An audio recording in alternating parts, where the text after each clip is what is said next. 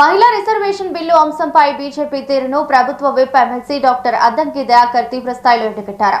Bill వీగిపోవడానికి విపక్షాలు కారణం కాదు, బీజేపీకి చిత్తశుద్ధి లేకపోవడమే ప్రధాన కారణమని ఆయన ధ్వజమెత్తారు. కేవలం రాజకీయ ప్రయోజనాల కోసమే మహిళా బిల్లును డీలిమిటేషన్ అంశాలను ముడిపెట్టి బీజేపీ సభ ముందుకు తెచ్చిందని దయాకర్ విమర్శించారు.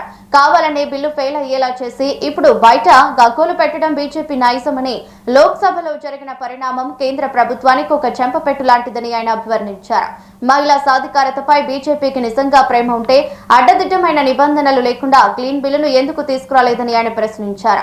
మహిళా బిల్లును అడ్డు పెట్టుకుని దక్షిణాది రాష్ట్రాల గొంతు నొక్కాలని చూస్తే ఊరుకోమని హెచ్చరించారు.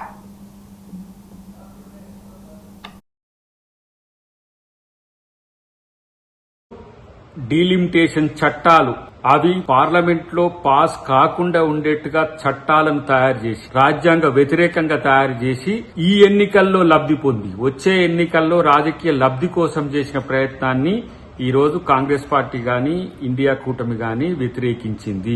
మహిళా బిల్లు శాస్త్రీయంగా ఉండాలంటే 2027 జనాభా లెక్కల ప్రకారం ఉన్న పద్ధతిలో శాస్త్రీయంగా చేయమంటే దానికి లెక్కలేదు. డీలిమిటేషన్ కూడా ఈ రోజు దక్షిణాదికి ఉత్తరాదికి ప్యారిటీస్ పెరుగుతున్నాయంటే దానికి లెక్కలేదు.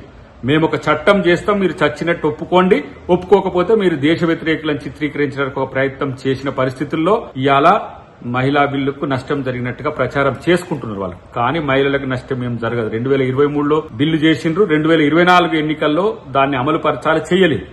ఇప్పుడు కూడా బిల్లు చేయాలనే ఉద్దేశంతో పార్లమెంట్ లో పెట్టలేదు. ఇప్పుడు 5 రాష్ట్రాల ఎన్నికల కోసం ఈ బిల్లును పెట్టిండ్రు.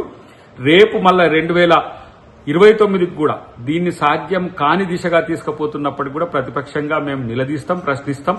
2027లో మహిళా జనాభా 50% తగ్గట్టుగా